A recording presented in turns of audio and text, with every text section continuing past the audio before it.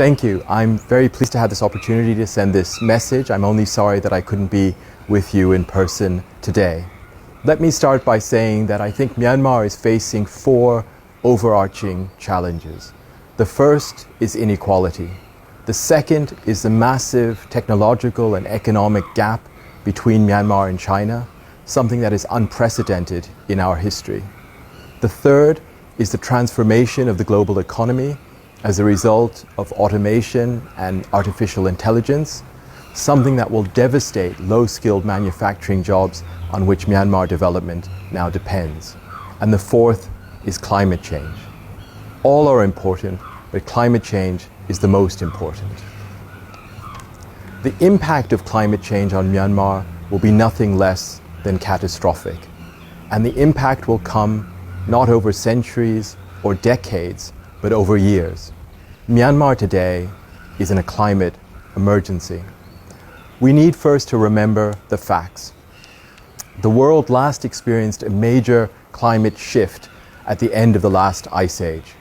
The world then warmed about 5 degrees Celsius, but that transition took place over thousands of years. Since about 10,000 years ago, the climate of the Earth has been fairly stable. It is not a coincidence that all of human civilization, including agriculture and the emergence of cities, have taken place during this relatively stable climate. Now the climate is no longer stable. Instead, it is changing at an incredibly fast rate. And it's changing mainly because of carbon dioxide emissions sent into the atmosphere by the burning of fossil fuels. Most of the damage has been done over the past 25 years by the United States, China, and Europe. Each year's emissions are greater than the last, with nearly 40 billion tons of CO2 pumped into the atmosphere in 2018. The Intergovernmental Panel on Climate Change, or IPCC, is the UN body which brings together thousands of scientists from around the world on this issue. Last year, they warned that an increase in global temperatures of 1.5 degrees Celsius above pre-industrial levels will be a tipping point. We are already at 1 degree warmer. If nothing changes, we will reach 1.5 degrees by 2030. So the world has just 11 years to prevent reaching this tipping point. This will require the transformation of European, American, and Chinese economies on a scale that has never before taken place. It's possible, but it's extremely unlikely. And if we pass this tipping point of 1.5 degrees, further warming to 2, 3, even 4 degrees will become increasingly difficult. Even a 2-degree warmer world, which we could reach well before mid-century, will be devastating for this country. We will see intense storms, cyclones like Nargis more and more frequently, perhaps every year. We will see sea levels rise, inundating the coastline, parts of the Irrawaddy Delta, and areas around Rangoon. We will see unbearable heat, not for weeks, but for months of the year. We will see prolonged drought. And with unpredictable rains, which combined with intense heat and drought, may make agriculture impossible in the dry zone and the delta. We will see mass extinctions of animal species in Myanmar and the spread of new diseases.